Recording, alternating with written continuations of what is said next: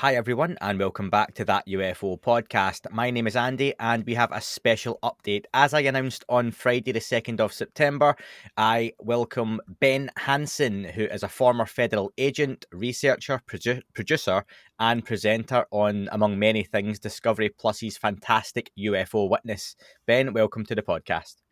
Thanks, Andy. Appreciate it.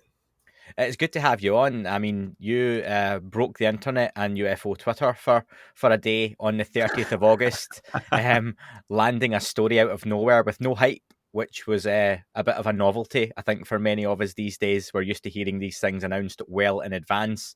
Not only did you drop a new story on us to do with UFO, a UFO sighting, it included instrument readings and video, and the way you presented it went down a storm with people. So if you don't mind, for any listeners who haven't heard, could you just recap exactly what happened on the 30th when you got online?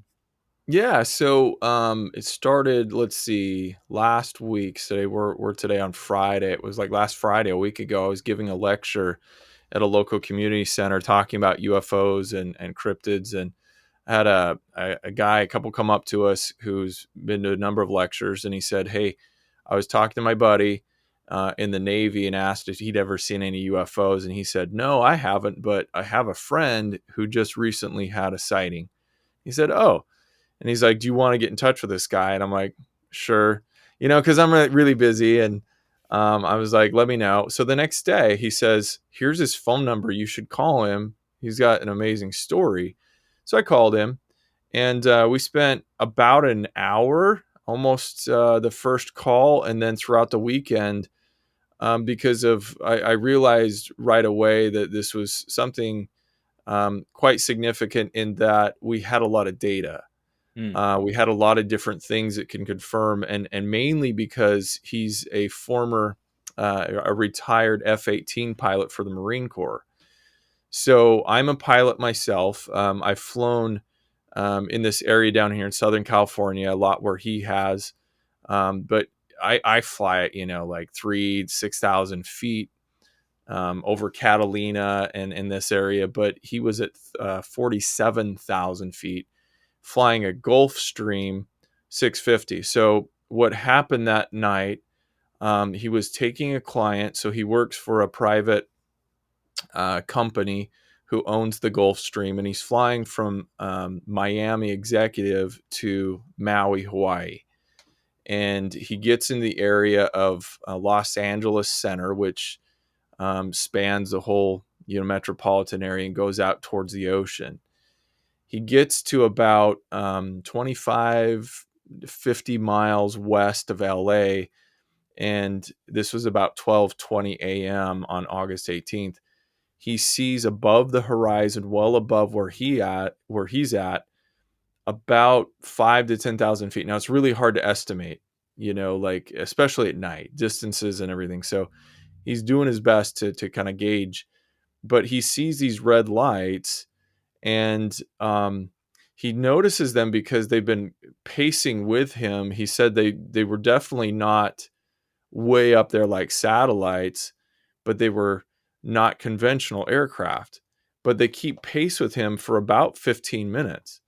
Okay, in totality, as I now looking at the records, it was probably more like 20 something minutes. But initially, he's looking at them, and now he's concerned because they're going from the right side of his aircraft to the top.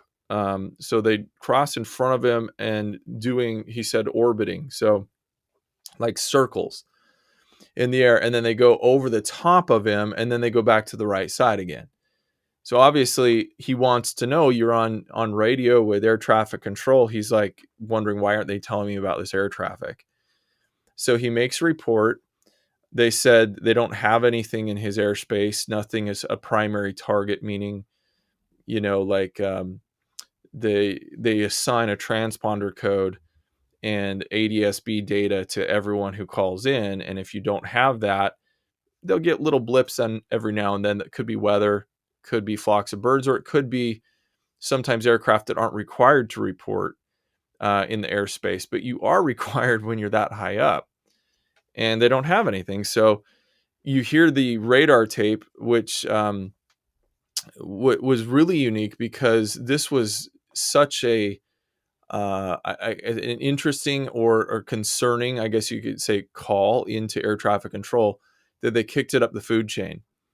And the next day when he landed, he got a call from ATC. This was not, what I understand, official. It was people who were interested in trying to help him figure out what this was.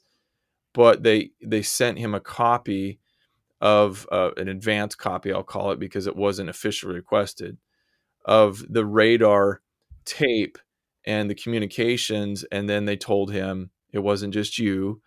There were at least two other, I believe is what he recollects, two other airlines who reported things, who didn't call in over the radio.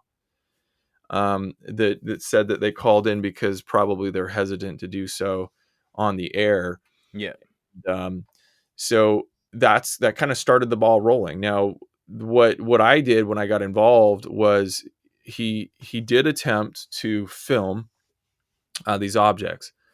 And so when you mentioned the Twitter storm and everything going on here, it's a developing story. Rarely do we get, sometimes you'll see in the newspaper, pilot reports this, Sure. right? You had that case in New Mexico with the missile, that was, it looked like a missile that was, going alongside or across the top of a jet. We Yeah. had one in Utah where they said there was a large glowing light, and they were concerned about it. None of these had video. None of these had, some of them had radar data, some of them had audio. In this case, he said after a few minutes, he's like in the cockpit trying to organize things and get ready to switch over to another frequency as you go over the ocean. But he's like, I thought, oh my gosh, I should be filming. So he did take out his phone and started to film. But what ends up happening is he's looking at this thing. He doesn't review the video until after the lights disappear. So literally, when I was on the phone with him the first time, he's looking through his stuff here, and he's like, I'm going to send you this video. And he's like, oh my gosh, I didn't realize I captured something. He still didn't know everything that was in these files. And so that's a crucial point, because if we're concerned about knowing the truth and the facts of what actually happened, the facts are these. You have a very experienced military pilot. He's an F-18 pilot who flew jets, Black Hawk helicopters. He's an instructor. He's got all sorts of ratings and thousands of hours. So you have a very experienced pilot who knows what should and shouldn't be up in the sky. He sees something highly unusual, concerning to his safety of his flight. Nobody just calls in air traffic control for the fun of it, to alert them because it goes up the food chain. That all happens before he picks up his phone. That happens before he starts recording. So something is going from right to left, doing circles. He's like, these are not aircraft. He is so adamant every time I talk to him. He's now having what I'd say witness remorse. And it's really sad, because you saw the people with Nimitz and the Tic Tac videos. Kevin Day really experiences all this. You see them almost regret reporting these things because of what happens next. Yeah. So I guess I can pause there, and you can ask some questions. I'll continue. No, it's a really fair point, and you can understand. I think it was mentioned by yourself that the estimate from the pilot was these objects were 5,000 to 10,000 feet above him. And anyone who's ever tried to film anything, no matter how good your iPhone 13 is, we've got the iPhone 14 launching next week, and you've got your 4K and 8K cameras. But anyone who's tried to film something, well, you shouldn't film while driving, at night, out a window, through glass, something that's 10,000 feet away, which when you see something with the naked eye, and the classic example is always the moon, isn't it? You see a beautiful full moon and you think, oh, I'm going to take a picture of that, and maybe Mars or Venus are off to the side of it, and you take a picture on your phone, this £2,000 or $2,000 piece of equipment, and it comes out and you're like, it's just a big white dot. It's never the same as what you see, and that's, you've got to take into account the pilot can acknowledge he's definitely seeing something that he isn't expecting to be there. Radar isn't picking up. Air traffic control are confused why there's nothing there. And people are honing in on the fact that the iPhone 13 one, it does seem likely those flashes are the phone sensors in the bottom left, and you can't really make out what the other lights are meant to be, whether they are stars or whether those points of light are indeed the objects. But at that distance, is he going to see the objects on his phone? Yeah, so that's a great point, and that's what I was trying to. If I get time to edit an update today, you're the first I've been able to tell this to. I will say in my conversations with him, this guy is very level headed. In fact, he's quite disappointed because he feels like if it does turn out that the flashing red lights in that are either the LiDAR or the autofocus lights from the phone, he's like, they're trying to discredit my whole sighting. Hmm. And I said, look, who cares what they say? I was like, you did what you saw what you saw, and rarely does anyone have video. I agree. It's a bit of a disappointment if you didn't capture what you were seeing. But as you imagine, like you said, he's holding this phone up. The whole artifact that's introduced with infrared. I do have to give credit to Mick West, and I will give a Yeah. shout out to him when I do my video. Mick and I have been texting all day, and some people fault me for like, don't talk to Mick. Mick is this, Mick is that. Mick is one of the few who is a skeptic that has always been respectful to me. I Mm. will talk to you if you do not bring in the emotive, kind of disparaging remarks and snide comments and Mick, I think, is very his intentions, whether we may not agree with him all the time, his conclusions, his intentions are to find the truth. Yeah. So when he brought that up, people forget. I'm kind of giving the whole summary I'm going to give later, but people forget that I took the advice of him with Corbell's video of the pyramid, and I went and tested the bokeh effect, right, with that video, and Mick was right. Now here's the difference though. People don't understand the nuances. They want to throw out the baby with the bathwater, Yeah. right? That it does not mean that Corbell's video doesn't show some type of unconventional either drone, could be extraterrestrial, could be terrestrial. Yeah. But the fact that it's amazing that these things were staying up in the air for 90 minutes plus, they don't know where they came from. They couldn't track them. They talked about using anti-drone technology that didn't work on them. That's unusual, and it's a national security concern. The shape itself, I think Mick pointed it out, and we proved to my satisfaction that those objects were not necessarily pyramid shaped, that could have been a bokeh effect. Okay, so compare that to what we have now. I believe that even if we're satisfied with the explanation that those red lights were the IR reflecting, which he presents a good case for that. I do have video the pilot has now sent me of other times he's filmed in the cockpit at night and no such lights show up. It could be it's not the exact angle, it's not this, it's not that, right, to make it reproduce every time. But let's say that it is. Okay. What that means is he tried his best to try and film something, like you said, that was far away. And when he finally reviews the video, he sees some red lights and he's starting to question himself now. He's like, I captured it. He's excited, maybe I captured what I was seeing. So what I'm trying to have him do now is sit down and separate his memory that's not conflated with what he saw in the video. And this Mm. is always hard with witnesses, right? You have to have him take notes and say, think back before you even saw your video. What was your description of what you saw without the camera?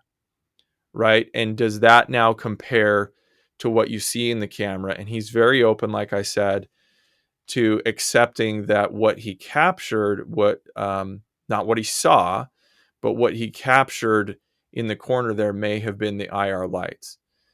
So it's unfortunate that so many people are just fixated on that, because I feel like a lot of time is wasted at this point, where we're tracking down other witnesses.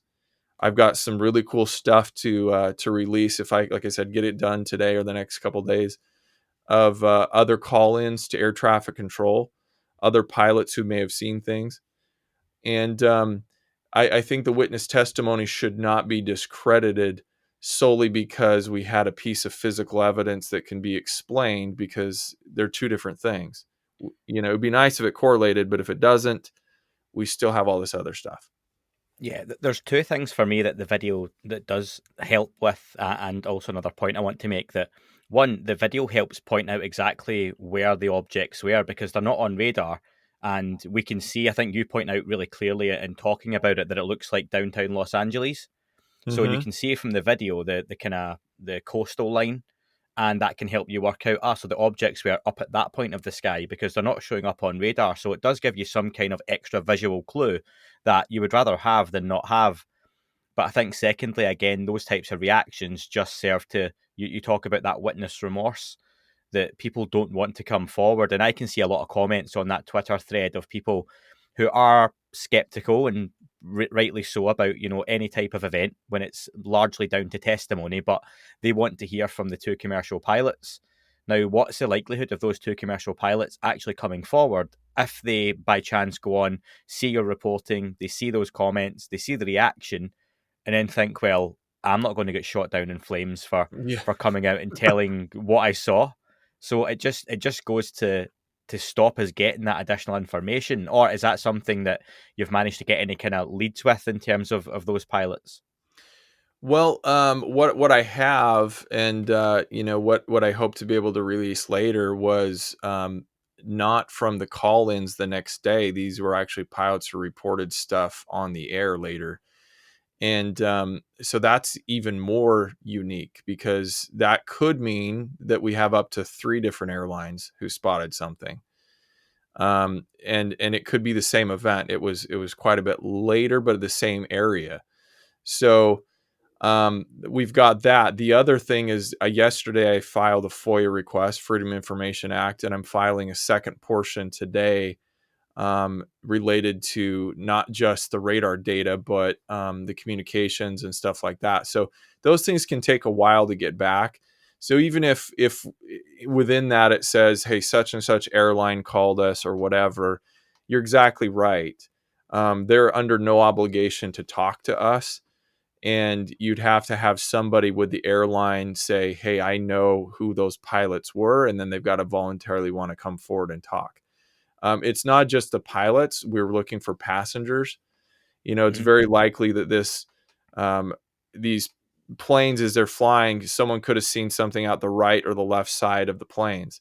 You also have to remember they're at much different altitudes. This was 47,000 feet, which is one of the highest assigned altitudes that they will give you.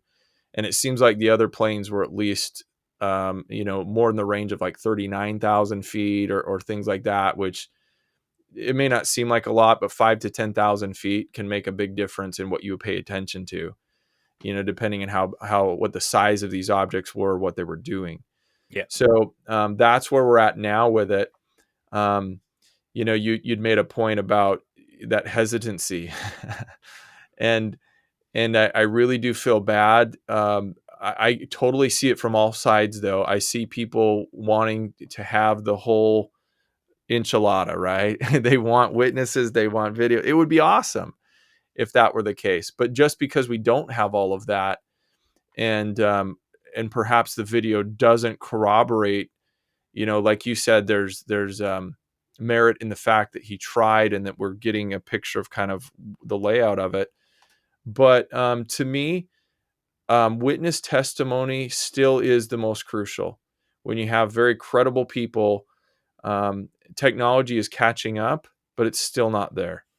It's I've got night vision. I sell night vision and thermal cameras. The chance that I'm going to have that ready to go and with me when these things happen is very rare.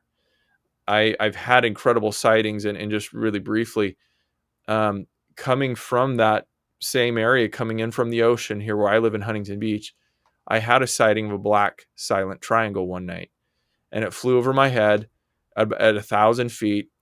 And I don't expect people just to take me for my word, Mm-hmm. but because I saw what I saw, and it was extremely unusual, and I didn't get video of it, right? I can't just dismiss people's testimonies out of hand and say, well, that doesn't mean anything to me. You know, I get it. We weren't there. But I think it means something with this pilot's background and his credentials that we should take notice of it.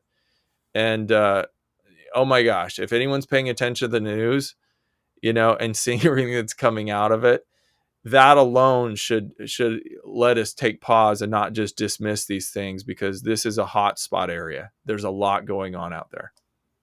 I've got a couple more questions, and let me assure you, I would never be one to scoop someone's story. So I'm not going to put this out until you've posted your own update. I wouldn't want to do that to you. It's your story to break. The pilot himself, again, people noted that he sounded very calm. He's retired, F-18. He's been around the block, former Marine Corps.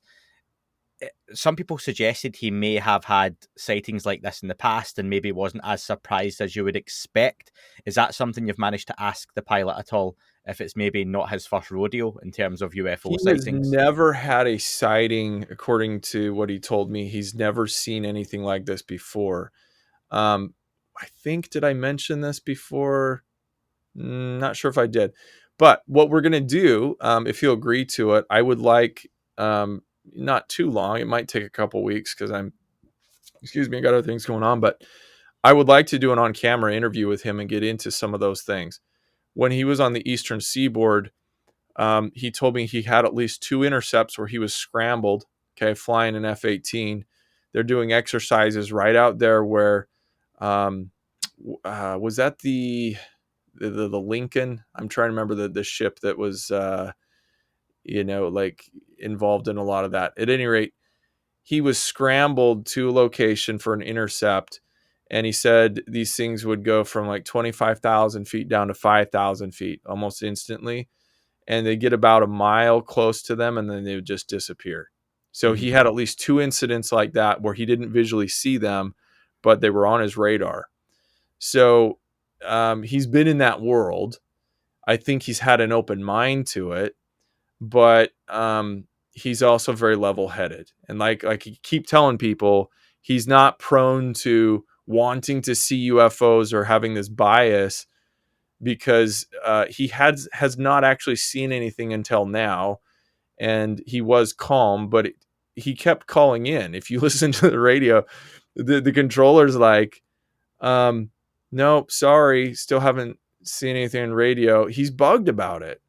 He wants to know, and this guy now is so dedicated. He's told me, he's like, I'm so frustrated. If I didn't actually capture that on video, he's like, I'm going to get the best filming equipment that I can possibly get and put it on my dash, and I'm going to film every single flight from here on out. He's like, I'm going to capture something. He's that adamant, because when people have sightings like this, for some people, it can get them to completely change, their kind of paradigm and view of life. And he wants evidence, I guess, to kind of in a way get some sort of what's the word I'm looking for? Closure? Well, I mean, because of the criticism and everything that he's getting from people, Vindication? Vindication. Yeah, I guess you could say that. Because he himself doesn't need to be convinced that he saw something unusual. But, I keep telling to him, I said, man, I've been through this. I've been through it with so many different witnesses and things. It doesn't matter. You know what you saw, right? So it doesn't matter what other people say. The only reason that we're putting this out there is because there could be other witnesses. And I do think people need to know what's going on. We're actually working, behind the scenes, like I've mentioned, through not me directly, but through others who are presenting things to Congress, who are going to be putting on the next, hearings. And so they need this information. So there's a bigger, and he's like, you're right. He keeps saying, I said, this is bigger than you, man. This is much bigger than you. It's not just about what you saw and making you feel better. It's everybody working together to try to figure out what this is.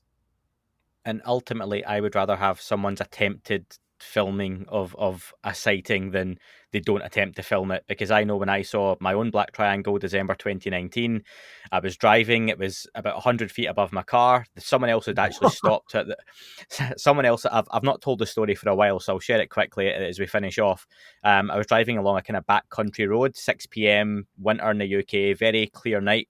And it's near an airport, so I'm used to seeing aircraft, but it wasn't anywhere near the normal flight path it would be. It was almost like it was coming along the road, and I thought it was an airplane, and lots of cars going up and down a very, very busy road. And I noticed these 2 points of light, and this is 6 months before I started the podcast and even thought about it, but always had an interest in UFOs, so looking up at the sky as you do. And I caught these 2 points of light. Oh, there's an aircraft, and go along a bit further. 2 points of light are still there, expecting it to get closer to me, and it wasn't moving towards me the same way I was moving towards it. And I notice as I get near the right turn I need to make, a white van had pulled over, and the white van guy was hanging out the side of his van looking up. And that made me kind of look, and I didn't have a sunroof on the car. I had a crappy little Audi, very cheap little banger, 10-year-old car. And I noticed the 2 points of light were the back of a triangle, but there was nothing on the front of it. And it was just sitting, really, just sitting. And I say quietly, I was inside a car, I wouldn't have heard it, but I saw this guy looking up, and I drove past, and I remember catching it in my rear view mirror. I missed my turn off, turned into this first random farmhouse that was very close by. And I always said, this old couple came outside wondering why I'd pulled onto the drive, and they said to me, like, yeah, can we help you? I was like, I'm really sorry, I'm just reversing back onto the road. There's a thing in the sky up there, and I pointed along, and I just remember this old guy just kind of looked and went, oh yeah, so there is. And he just turned to me and said, it just shows you there's other stuff out there, and then waved and went back into his house with his wife. So Wow. this whole time, my first thought and feeling when I saw this wasn't, I'm going to film it. One, it would have been 2 tiny points of light, even if my camera picked it up, and I would have been driving and holding a camera to the dashboard. But I phoned my wife and talked her through this as I was seeing this thing, and she was kind of like, all right, okay. And I'm like, but it's still there. And I remember when I turned back onto the road, I could see it starting to move off diagonally over the tops of these trees that must be about 100 foot high. So that's why I could always tell how kind of where it was. Another light had come on the front of it, and it was like flashing sporadically. It moved diagonally, and as you go over that treetop, it's an expanse of fields where there's no trees, no nothing, and you would just see it. And I got the car back along, turned the corner, and there was nothing. Couldn't see it. It was gone. And I would never have seen it against the night sky had I not passed underneath it and saw those 2 points of light. And it would have just been there sitting, and you would never have noticed it. That is so close too. That's incredible. I always wish I tried to film it, or even like stopped underneath it and looked up and camera it out. But yeah, well, it's amazing how often some that of these happens. things happen so quickly. My sighting was probably no more than, I don't know, 7 seconds or so, because it was moving so fast. And I had another one that was way up there, in orbit, and it was doing S turns, and I didn't have my phone, so I know exactly what you're saying. A lot of people, there's a delay because you're so mesmerized, you want to take your eyes off of it. And then if it stays up there for 10, 15 minutes, most people eventually think, oh, I should try filming it. But as good as the phones are getting, you're exactly right. The quality is so underwhelming, to try and capture this stuff. So we encourage people. And on that, my little PSA note is film horizontally if you can, not vertically. It makes better use of the pixels. And try to give some reference to your video. So you include other things, the trees, the horizon. Don't just zoom in as far as you can, and all we have is a dot in a black sky. Right.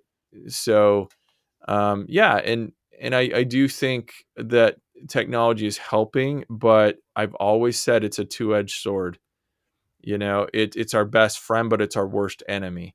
And this is a perfect example of that, because people now are shifting towards the technology has got to tell us what the story is. Mm-hmm. Right. When I think it minimizes what the evidence of the witness is. And that, don't let anyone tell you that's not evidence. Right. You take the credibility of the person, people can be put to death in court by the testimony of one witness. right? For a murder or something. So it's just that we're so used to seeing the CSI effect I talk about, in Hollywood. It's like, well, if there was let's say a rape, that happens on CSI, they come in with that UV light, they look around and they see stuff and they take it to court and they've got DNA evidence, all this stuff. Very rarely do you have DNA evidence, coupled with other types of physical trace evidence in a case. What makes the case is the witness testimony, and so, and I know because I used to investigate, sex crimes. So it does create a problem, and I'd like to see it kind of reeled back and assessing the credibility of witnesses. If we happen to get, film of it, excellent, because all of us want it. We want to dig into it. We want to analyze it. We want to look at everything. But I think that's why the Nimitz case especially was kind of the turning point for a lot of media. You finally had, thermal cameras and credible witnesses, and still people are like, well, why is it black and white? Why is it such crappy, footage? And I'm like, you're talking about cameras that are hundreds of thousands of dollars, and it's black and white because it's seeing heat signatures. Okay. It's not your 4K camera that's supposed to pick up. Anyways, I'm sorry. I'm going off on a tangent. No, you're right. And at the end of the day, you make the point as well that in all of this, we're looking for extraterrestrial hypotheses. We're looking for non-human intelligence. We're looking for that something other. There's still a human element to it, and there's still the witnesses that are coming forward and putting their necks on the line, and just be a bit respectful to them. You don't have to believe them. No one asks you to, but they're coming forward and they're presenting something that many of us are very appreciative of. And that includes yourself, Ben, with the work you've done on this. And I suggest folks will check out the links in this description that will have Ben's update, Ben's original report, and also Ben's Twitter handles and Instagrams as well. So Ben, thank you very much for the work. You're welcome. Thanks, Andy. Thanks for covering it. And amongst my other jobs and stuff that I'm doing, I'll try to keep everyone updated, and we'll see what happens. That is all for this week's show. Thank you very much for listening. Please remember to leave the podcast a review on your chosen platform. You can like, retweet, and subscribe. That would all be very much appreciated. The shows are being uploaded onto YouTube as we speak more and more. You can sign up at patreon.com/That UFO Podcast to access the shows ad-free as well. Please get in touch on Twitter, Facebook, Instagram, That UFO Podcast. Of course, on Twitter, it's at UFO UAPAM. And again, folks, as always, keep looking up. You never know what you might see.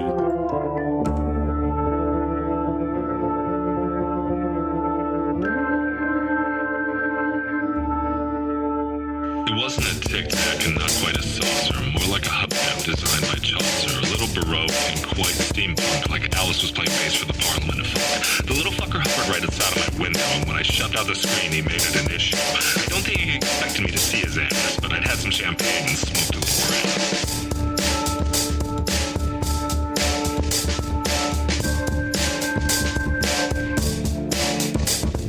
Meditative gamma state full on meta. I can't imagine how it could have been any better. I got to the top of the stairs and there he was. Like, you awake? I was about to abduct you, cuz.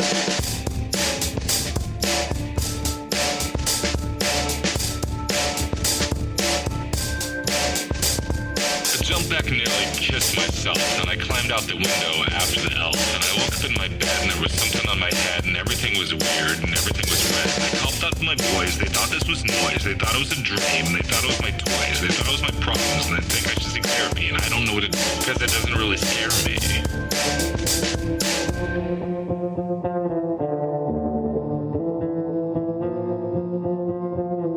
If you really want to know who I think I'd be, I think it's you and me and us and we and him and her and that and she and that thing over there and what's that, Jake?